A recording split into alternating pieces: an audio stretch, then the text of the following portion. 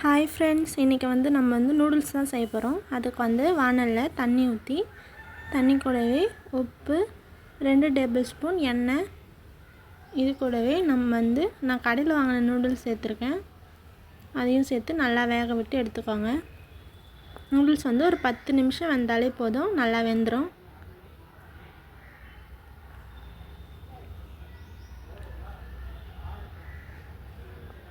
வேக வச்சு வடிகட்டி இந்த மாதிரி உதிரி உதிரியாக பண்ணி எடுத்து வச்சுக்கோங்க. இதுக்கப்புறம் பேனில் எண்ணெய் ஊற்றி, எண்ணெய் சூடானதும் ஒரு நீல சைஸ் வெங்காயம் நான் 1 அரிஞ்சு போட்டிருக்கேன். அது கூடவே நீல குடமிளகா, கோஸு, பீன்ஸ், கேரட் நான் நீல வாக்கில் அரிஞ்சு போட்டு நல்லா வதக்கி விட்டுக்கிறேன். காய்கறி வதங்கும் போதே உப்பு போட்டு வதக்கிக்கோங்க. உப்பு போட்டு வதக்குனா கொஞ்சம் சீக்கிரமாக வதங்கிடும்.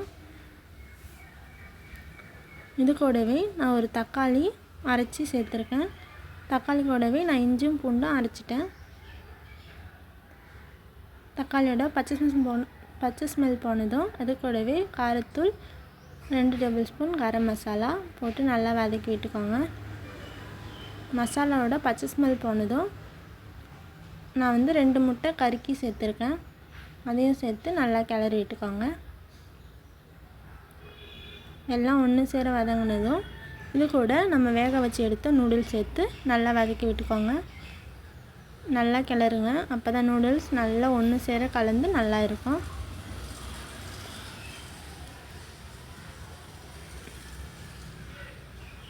நீங்கள் உங்களுக்கு தேவைன்னா சோயா சாஸும் டொமேட்டோ சாஸும் ஊற்றிக்கலாம். நான் அதெல்லாம் சேர்க்கல.